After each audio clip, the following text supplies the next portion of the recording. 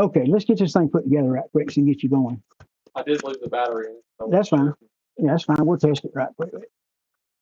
Okay, guys, we got in a launch monitor that somebody just got, and well, y'all know what happens to them. Yeah. How long you had it? About a month. About a month. And how long did your friend hit? One day? Yep. Okay. You know, most people blame it on their wife. Probably because she was old. I have people that blame it on their wife and their kids, and I'll say I'll shame them for it. I say, really, you gonna blame your wife and your kids for doing that? If I was golfing, it probably would. He gets a I lot. can tell you, he felt so bad. Oh, I'm sure he does. He felt so bad. I'm sure he did.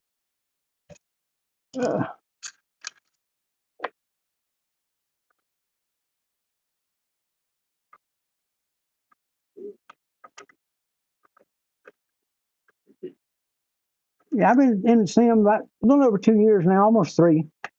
And I started with a Garmin. I've done it for about 2 years, and I made a whole bunch of videos about interference because it ate it up. It loved it. So, see my R2 playthrough? The only way I could get the thing to work was to wrap it in tinfoil to get the signal from interfering with the Garmin. Oh my God. Yep. Okay, Dave, watch this. See this? When you pop this off right here, okay, it's got a little wire right here. Now be careful with that wire. You don't want to break it. Then you take this screen, get a hold of this and pull it straight up out of there. And yours still had a protective cover on it. See? Wow. That piece of plastic. And these I cut on my machine, on my, That glass hole embedded in there. there's a piece in there. There's a piece. I was going to shake it. I pulled out a bunch of. I was going to shake it out good. Wow, I'm sure there's some down in there. I was going to take it over and turn it up. I done one other day like that for a guy, and those pieces come out of it everywhere. That little thing falls out every darn time. That little piece, little rubber piece. Yeah, he hit it. Oh man, don't worry about it. You got it. I set it back up, and I was probably 15 years old with it. And it worked. And it works. It was still working. Okay, here's the deal. I started making these screens, and I look for, over there on that shelf, you're going to see every kind of tint in the world up on the right up there on the very top shelf. I got a bundle this big, all these different colors of tint. And I got different colors of this. I mean, I got some smoke stuff, and I got the clear. Okay, I went out and cut the first one on the CNC machine, put these little grooves down the edges. See how I make the edges on it? Oh yeah. If you don't do it that way, it won't, it's got to have that sort of slide in. So, and it'll be fly, if you don't do it right, it'll flop. So it still worked. It just missed that top camera. That's why I think it's still working. Well, you didn't hit anything important. Right. You see, the thing is, you hit the screen, but you didn't hit the important. And that piece of plastic, probably that piece of plastic on there, that strip, might have saved you. It might have, no joke. But watch, this is the most satisfying thing in the world, isn't it? I love that. Don't y'all love it? I love doing that. And we're going to put it right in here like this. Now, it is now going to be fugly. Yeah, I don't mind the inside look. I think it looks neat. Just like that. Keep it clean. Wipe it off. You may have to take it out and wipe it, because I don't think dust is getting in them very much. But the reason they tell people not to use these outside is this right here. I mean, people think it's because of the cameras and the light and all that stuff. You see this little cover right here with all these holes in the top of it? If you take that outside somewhere and set it up, and it gets just a little sprinkle, it's done. And so it has it's not made for outside. It has no waterproof ability at all. I mean, a Garmin, that thing sitting on the Garmin on the shelf over there, try to put water in it. There ain't nowhere you can put water in it. So you've got a little rubber gasket on the back to seal the holes up where the wires go in when you're not plugged up. Yeah, the only thing I wish about this square golf is I wish it gave you a bigger hitting area. I got you fixed. How big you want it? It just gives you like a little 8-inch by 8-inch window. I know. I need it. I know. I got mine fixed. I'll show you how to fix it. I got it fixed. I'm Spike's the solution person, okay? When I bought mine, I seen it and I said, people gonna break that. And I said, I'm gonna start a Facebook group. But if it gets dusty, polycarbonate attracts dust. So you might have to wipe it off. That's when you say Yeah. that, okay?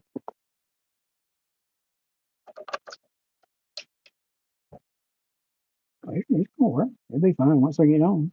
It turns on right quick. But the deal is, this is you right here, F1, F16C. It's only got 2 bars of battery on it. You're low. Okay, now it just picked up the ball just then. It's on. It's picked up. We turn both of these face down so they can't get hit. That's my see. This is 2. I bought one from a guy that was broke because I needed one to practice to experiment with. And how could I sell somebody a clear screen and know it worked unless I had a clear one and a regular one side by side and tested them and looked at them? Right. So I done that and I hooked the TrackMan up right there and tested both of them against the TrackMan.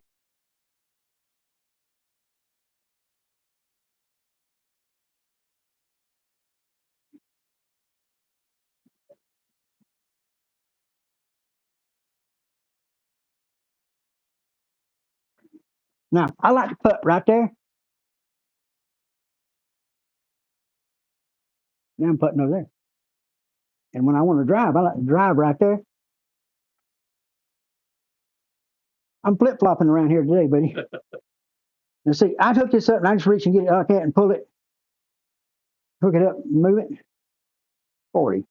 You see, you flashing 2 bars right now, low battery right now, but it's gonna probably, I'm gonna hook a wire to it. Now I got you plugged up to power. You see the command strip? Had 2 of them stuck together. And hey, you talk about trying to hit that little box. You put 2 of them together and try to get the ball in the box. Yeah, one would be at the very back, one would be at the front, but I get them both in there and I hit the ball and the number would be perfect. And I go, I don't know, dude. Yeah, that was my problem. Like, it's just such a small window to move and hit out of. Like, if I tee something off. Okay, here, watch. I'll show you something. Now, I can set mine up where it'll tee off right there, and it'll pick up all my irons right there, and I can do anything here, and it works fine. Okay, off that front corner.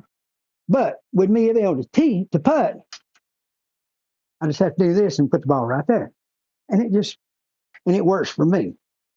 Now, what I align to when I'm doing this is that laser lines up to this tab right here.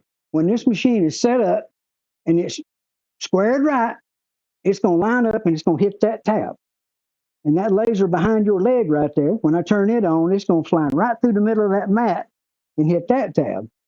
And them 2 lines are going to be 15 inches apart. And when I want to putt, I'm going to move it from that line to that line. So when I'm putting, like right now, if I was putting, I would bring it out and I would line the ball up here and I would putt to that dot right there. Gotcha. I had the first unit they ever bought in America. I got the very first one, over 9 months ago. The first unit.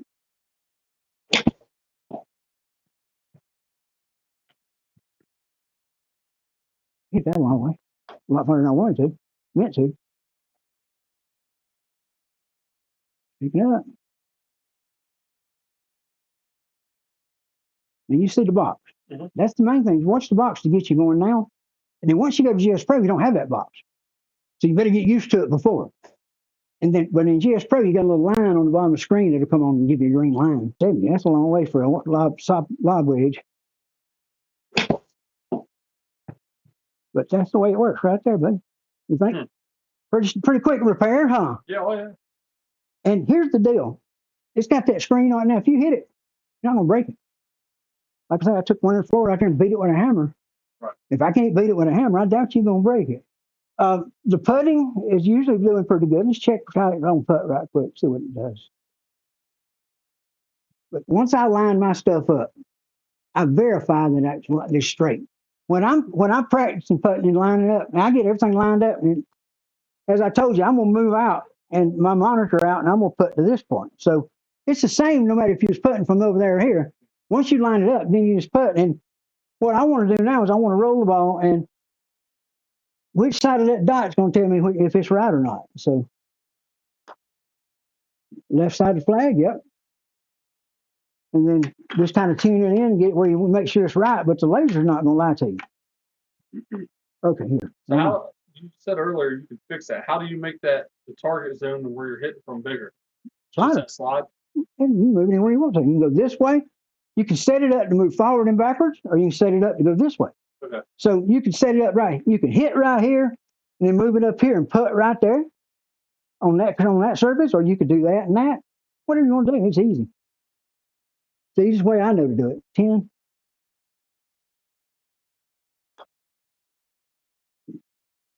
Right over the hole. You see it? Mm-hmm. It went right over the top of the hole.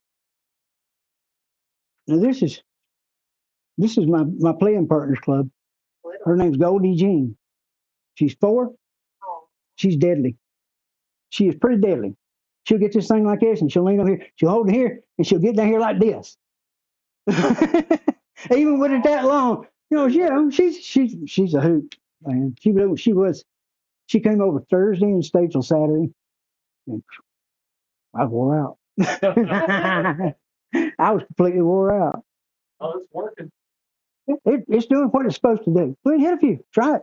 Oh no, I'll be that guy that breaks it now. You ain't gonna break it. Don't play. I think I got 850 or 900 points still out of 1,000, and I've had it 9 months. What does that tell you? I do this. Okay, you see that green bar light up right there? Mm-hmm. That means it's picked up. I got it. You get your green light here, but you get your green bar there. Also, there's an actual green light on the square golf. So on the screen, you see on the top of it. You see on top. Noticed that.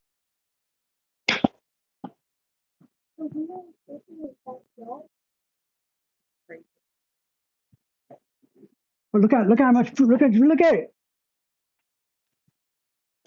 Now, when you get that, then the other thing you got to do is you got to be hooked up on here like that. Yeah, because there's a connector and there's an official connector, but the official connector is not ready yet because it doesn't give me that green bar. I don't care about it. Joe's talking about he wants to get a lineman and all that on it. I care less. I don't need a lineman. I know where the ball's going to go. Every time I know where the ball's going to go.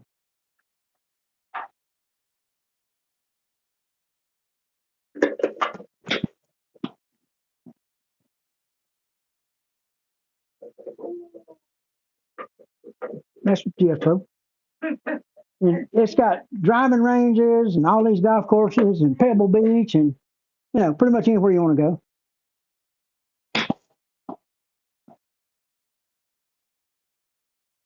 Get in. I've already got a sales platform. It doesn't make sense not to add products to it that fit the same thing, like the slider, the balls, the screens. Everything ties into what I'm doing is, because it's the way it works. Now, y'all can do something for me. Y'all go tell everybody you can when you're on Facebook or whatever, that the guy that can help you with Square and's got all the good stuff and can hook you up is this guy. And when people put a post up, I need a cover for my Square. Jump in there and hit them with my link or something, because that's all I ask. People help me out that way. It makes a big difference for me. You get to be 67, it gets to where things go. And here's the deal: when you try to live a real active, full life with a lot of technology in it at my age, it's a challenge.